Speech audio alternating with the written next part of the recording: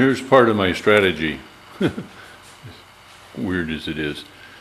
I said earlier that I'm going to need to do 3-piece garboard planks, and having laid it out with that one wide, 4-inch wide batten that I've put in, you can see how it dives down there.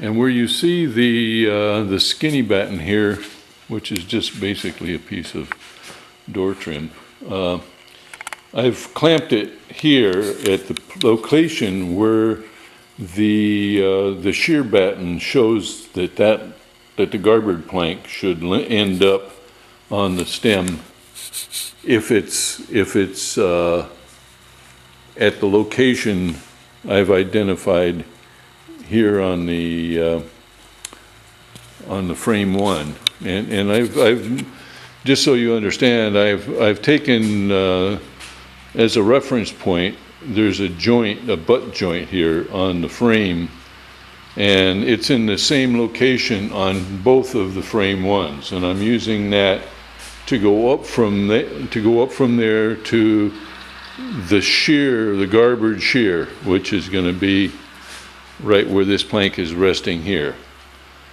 And so if you take it around, obviously it needs to, you know, the batten, the thin batten that I had earlier to show where it lands on the stem is duplicated by this piece of trim that I've got here.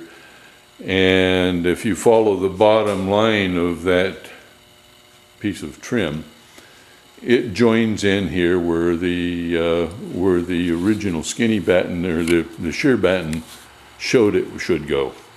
So, having said that, the piece that's going to be on the bow end is going to be comprised of a piece of wood that starts at the bottom of this piece and follows it up to here, comes past frame one for 10 inches, and then I'm going to scarf the joint right here, and then there will be an 8-inch piece that goes around to the other side of the stern frame one, right about in here, and then a third piece that will go the same way the other way.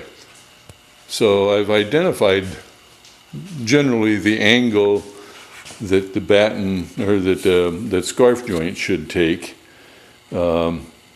and I'm trying to get it to follow the general line of the frames, and in order for it to look decent when the finished work is done. You're never going to be able to make a totally invisible scarf joint, but I've done some playing around, and I think I might be able to come up okay. I'm getting almost to the point now to where I have enough information to understand when I remake frame 3, which basically goes in this spot right here. You can see there's the old frame 3s there, and I'll just have to make it so it fits back up in here again. And then the angle that's going to come down, you know, from down to the lower battens, as in relation to this angle of the bevel for the stem, and it basically is going to mean the angle needs to be a little steeper in this location. Not much, but it'll require shaving off a little bit more wood there. And I think that'll do it. So you got one piece that fits in here, and the widest spot here to here is about 10 inches. So an 11-inch plank will do fine, and the length of each of the end planks on the bow and the stern will be about 5 feet long, and then the centerpiece will be just a little about 6.5 feet long. So. So each one will have 2 scarf joints on it. They'll be closer to the fore end. The next planks down from that, the scarf joint will be staggered, maybe another, say 6-8 inches one way or the other.